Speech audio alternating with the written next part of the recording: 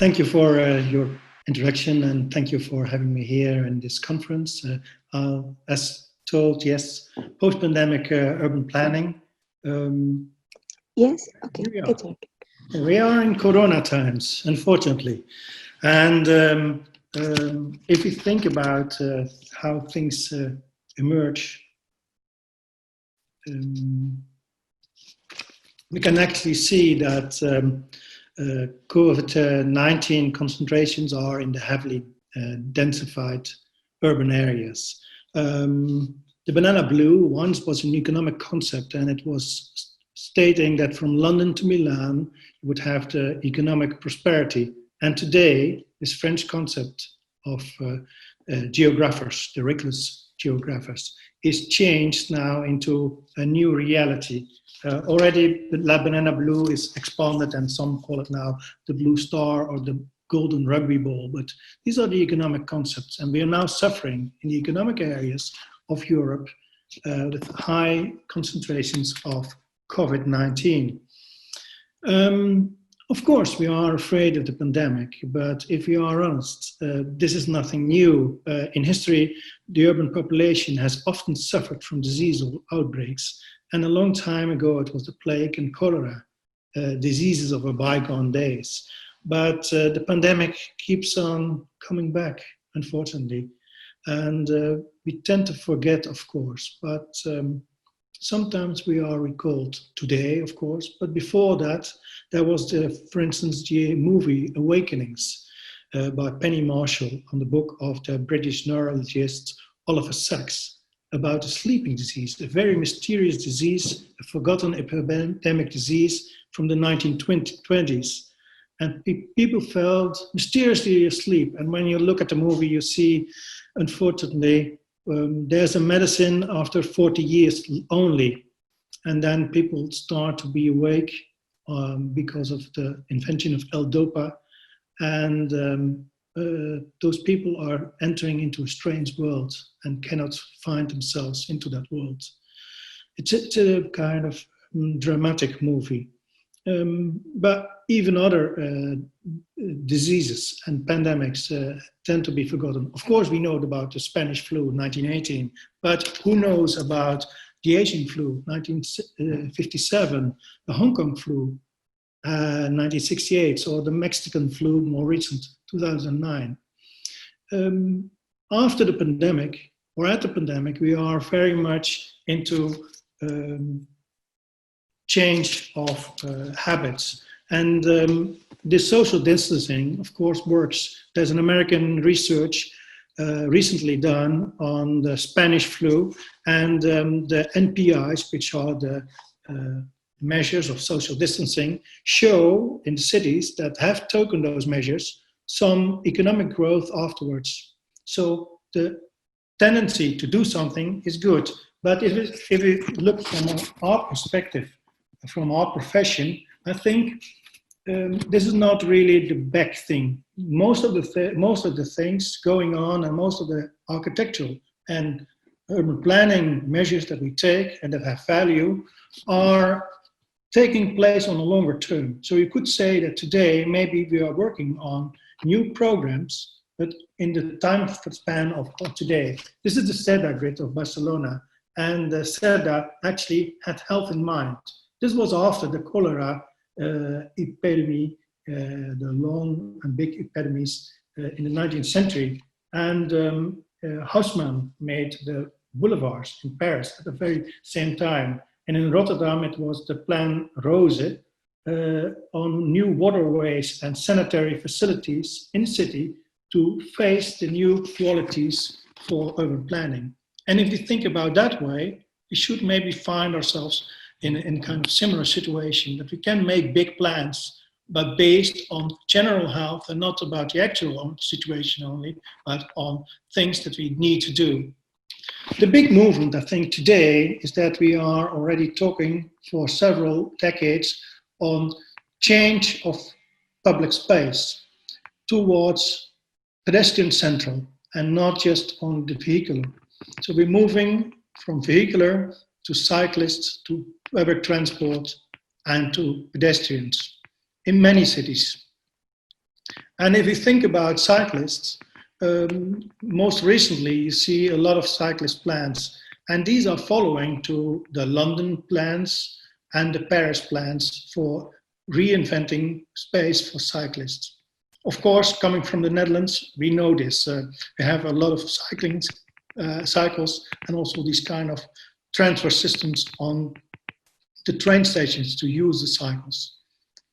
In London, we've been working on the Kingston Mini Holland program. So the mayor of London, the previous mayor, today's Prime Minister, Boris Johnson, evoked the Mini Holland program, showing that we could get into more cycling in London. At the very same time, I think the Paris program is installed. This is in Kingston, west of London, and Kingston had the Go Cycle program, and we were part of that. The idea was to create a link from the railway station to the river and to the city center. Here in red dotted, the link is drawn.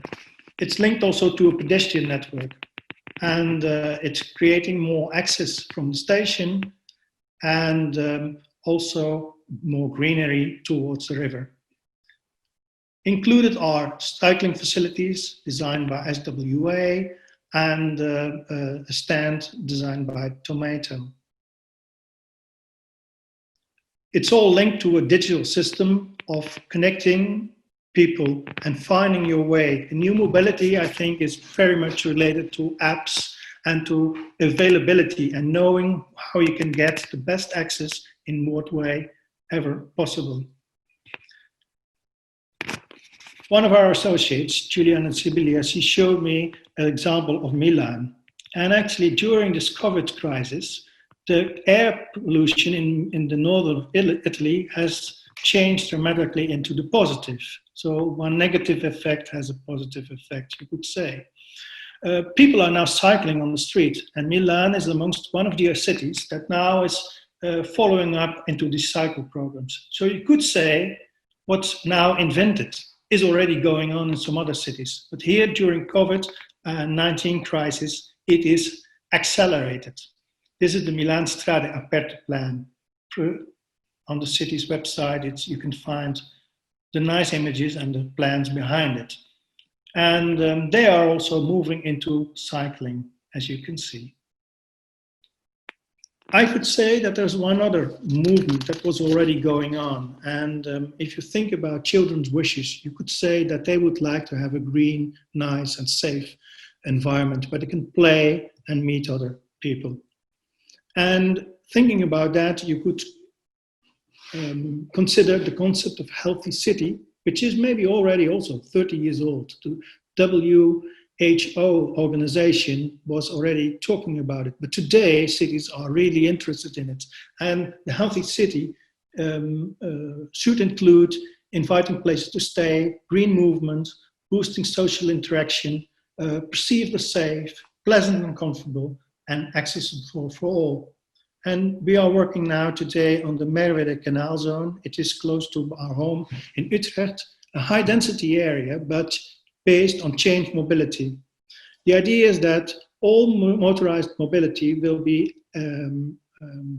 only accessing at a mobility hub close to the edges of the area. So there's the parking facilities and all the deliveries are there. Only 15% of small deliveries can be done in the area. Then it's linked to a nice water system, the circular system to capture water, reuse it, and install and taking care of it and bring it in small doses back to the rivers and canals. And once that we have changed this mobility, we have a new playing field because the street is not occupied by cars, but is occupied by pedestrians. And we can make everything green if we just organize the underground infrastructure of cables and ducting in the right way. All places can be green in a high-density environment. That's, I think, a complete change of thinking. It means that the street is a playground. It also means that we can evaluate qualities and integrate and access more qualities like biodiversity, carbon reduction, and changing over time. The idea is to install for planting the Merwede biotope, which is not the normal planting of a monoculture, but our idea is to base it on what you can see in a forest, that there are several layers of planting: high trees, lower trees, shrubs, understory, and grasses. And those planting should also change during season. So you will have the seasonal effects, and you also will have the eatable planting, which is interesting more for birds and small mammals. It will change also the perspective of squares, which are more lush and green, and they are closer to parks rather than to squares. The idea is to link activity to green in the public space of this high density urban environment. And to conclude, I think that this is one of the examples that is now going on. So we're moving into more slow traffic movements, and we're moving towards more green and biodiversity. I think COVID-19 crisis is accelerating this, but in the end, I think it's more or less a long-term development of changing our architecture, urban planning, and landscape architecture. Thank you.